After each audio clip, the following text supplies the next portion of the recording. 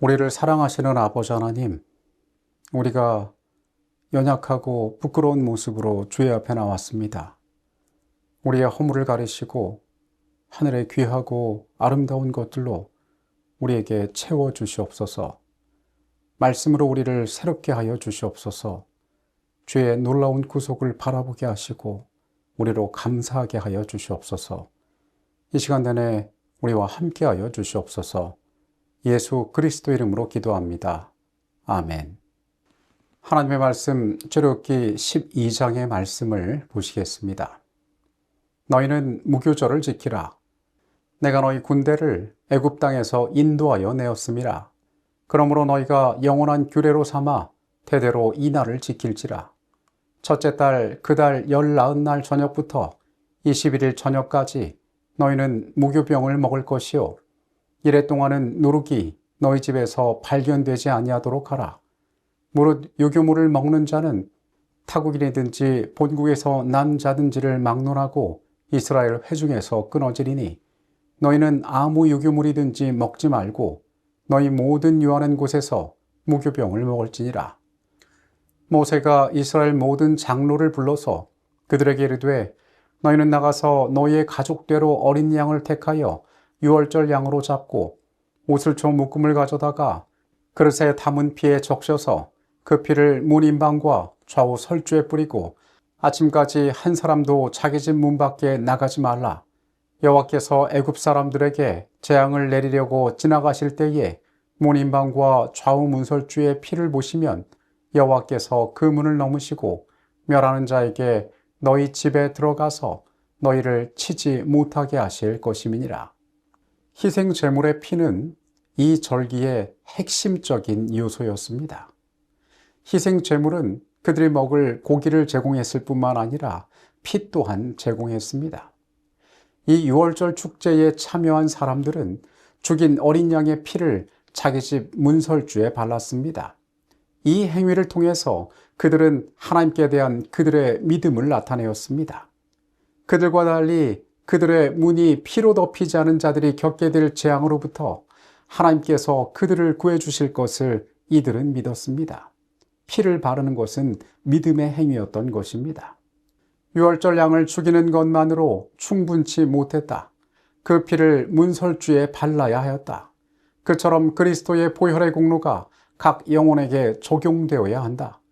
우리는 그분께서 온 세상을 위하여 죽으셨다는 사실뿐 아니라 우리 각자를 위하여 죽으셨다는 것을 믿어야 한다.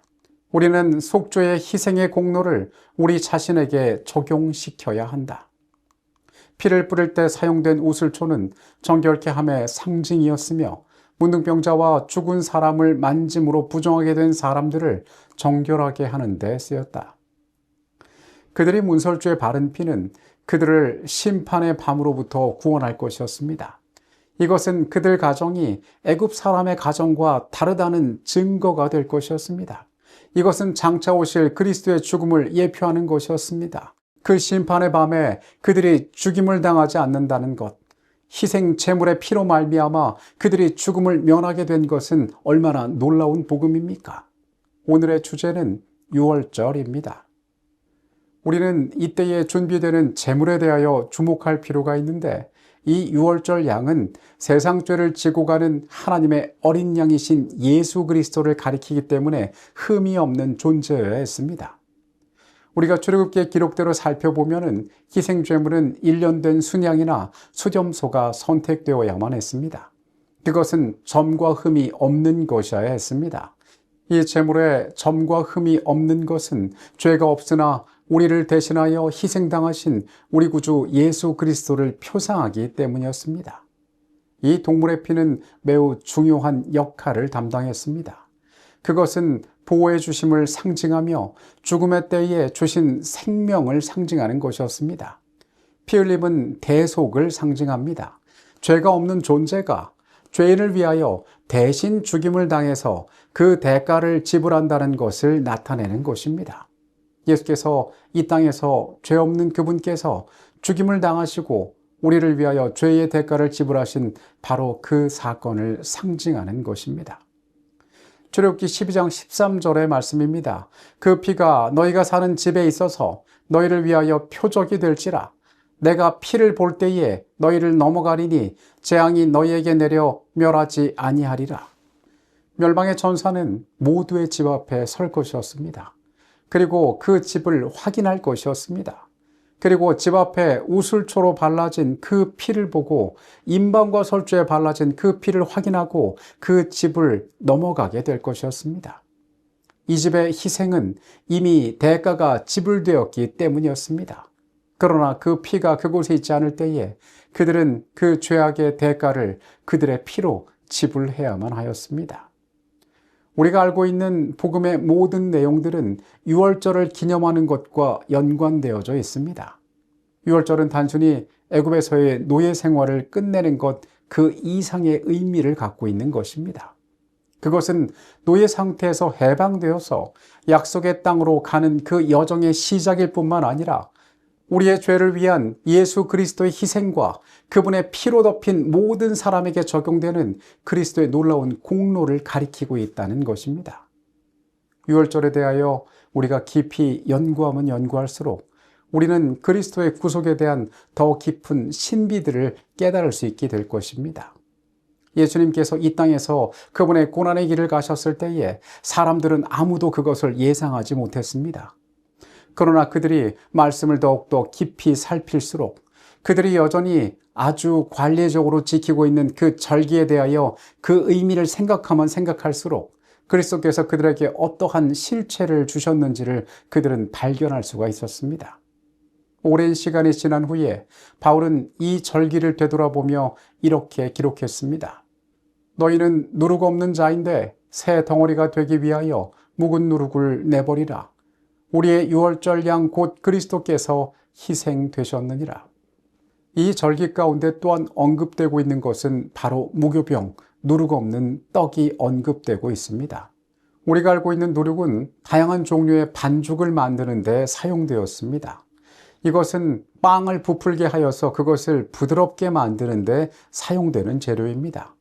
성경에는 누룩에 대한 다양한 언급이 나와 있습니다. 그런데 그들이 이 밤에 하나님께서 그들에게 지시하신 내용은 이 누룩을 멀리하라는 것이었습니다. 그들은 무교병을 준비해야 했습니다. 이 무교병은 누룩이 들어가지 않은 떡을 나타냅니다. 유월절을 준비하는 과정에서 그들은 누룩을 철저하게 제거하는데 심지어는 집에 있는 누룩도 제거하도록 명령을 받았습니다. 이 누룩을 왜 하나님께서는 그들 가운데 제거하라라고 말씀하셨을까요? 그것은 이 누룩은 죄의 상징이었기 때문이었습니다. 유월절 축제 기간인 일주일 동안 그들은 이 유월절을 기념하면서 역시 누룩을 사용해서는 안 되었습니다. 그들이 만든 떡은 누룩이 없는 떡, 즉 무교병이었던 것입니다. 앞서 언급한 바울의 말처럼 바울은 우리를 향하여 너희는 누룩이 없는 자라고 이야기합니다. 새 덩어리가 되기 위하여 묵은 누룩을 내어버리라고 이야기합니다. 우리 가운데 있는 죄악을 내어버리라는 것입니다. 유월절 양 곧 그리스도께서 희생이 되심으로 우리가 죄에서 구원받을 수 있음을, 그래서 이 유월절의 모든 과정을 통하여 우리의 죄악을 내어버릴 수 있음을 이야기하는 것입니다. 무교병은 우리를 위해서 모든 유혹을 이겨내고 생명을 주신 바로 예수 그리스도, 우리의 메시아를 상징하는 것입니다. 무교병을 먹는 것 역시 깊은 뜻이 있었다. 이 절기 동안에는 그들의 집에 누룩이 없어야 한다는 것이 유월절의 규례 가운데 명백하게 지시되어 있으며 유대인들은 그것을 엄격히 지켜야만 했다. 그와 같이 죄의 누룩도 그리스도로부터 생명과 영향을 받고자 하는 모든 사람들에게서 일소되어야 한다. 무교병을 먹으며 그들은 그들이 얻은 구원 가운데 그들에게서 모든 죄악이 사라져야 함을 깨닫고 배워야 했습니다. 또한 출애굽기의 말씀 가운데에는 그들이 어떤 도구를 통하여 임방과 설주에 피를 발랐는지에 대해 나와 있습니다. 시편 51편 7절의 말씀입니다. 우슬초로 나를 정결하게 하소서. 내가 정하리이다. 나의 죄를 씻어주소서. 내가 눈보다 희리이다. 이 피에 적신 우슬초 한 묶음은 하나님의 정결하게 하는 은혜를 상징합니다. 그분께서 그 피로 말미암아 죄 가운데 있는 자들을 정결하게 만드셨습니다. 유월절의 상징들, 이 무교병과 우슬초는, 유월절의 이 모든 것들은 예수님의 구속이 우리에게 어떻게 나타나는지 그 놀라운 역사를 설명해 주고 있습니다. 출애굽기의 말씀 가운데 하나님께서는 이스라엘의 해방의 역사를 우리에게 보여주십니다. 단순히 그들이 노예 생활을 하다가 바로로부터 놓여서 그 땅에서 노예의 신분이 해방되어 이제 약속의 땅으로 가는 여정만을 보여주는 것이 아니라 이 모든 과정 가운데 죄를 위한 희생과 피로 덮인 자에게 적용되는 그분의 공로, 이 유월절의 모든 의미가 그리스도의 구속을 어떻게 나타나는지를 우리에게 보여주고 있습니다. 이것은 한 번뿐인 단순한 구원이 아닌 영원한 구원의 표상으로 우리에게 주신 것입니다. 그들의 애굽에서 종노릇하던 마지막 밤, 구원받을 아무런 징조도 보이지 않을 때에 하나님께서는 그들에게 임박한 해방을 위해 준비하도록 명령하셨다.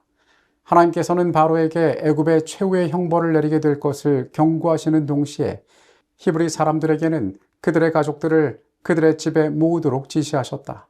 그들은 문설주에 살해된 어린 양의 피를 뿌린 다음에 구운 어린 양의 고기를 무교병과 쓴나물과 함께 먹어야 하였다.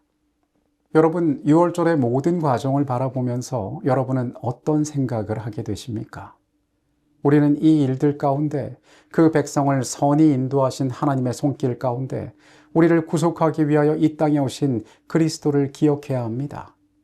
그분께서 아무 공로도 없는, 스스로 해결할 수 없는 우리를 위하여 점도 없고 흠도 없는 죄가 없으신 그리스도께서 어떤 희생을 경험하셨는지를 떠올려야 합니다. 우리는 반복해서 우리가 어떻게 구원받은 존재인지를 기억할 필요가 있습니다. 오늘 그것을 되새기고 그 구원에 감사하는 한날의 생애를 살아가게 되시기를 바라겠습니다. 우리를 사랑하시는 아버지 하나님, 우리가 어떤 존재이기에 우리를 위하여 죄 없으신 주께서 이 땅에 오셔서 기꺼이 피를 흘리시고 우리의 대속이 되셨습니까? 멸망의 천사가 우리의 문 앞에 서 있을 때에 여기에 나의 피가 있으니 이 집을 넘어가라라고 말씀하신 주의 그 놀라운 희생을 우리가 기억하게 하여 주시옵소서. 우리 마음에 죄악을 내어버리게 하여 주시옵소서. 우리의 집안에 누룩이 없게 하여 주시옵소서. 그리스도의 놀라운 구원이 우리를 정결하게 하였으니 우리 가운데 더 이상 그 흔적을 남겨두도록 용납하지 않게 하여 주시옵소서. 하나님, 주께서 베푸신 놀라운 구원에 감사하며 주의 선한 뜻 안에 살아가길 원합니다. 주님, 우리의 구원이 되셨으니 또한 우리의 인도자가 되어 주시옵소서. 예수 그리스도의 이름으로 기도합니다. 아멘.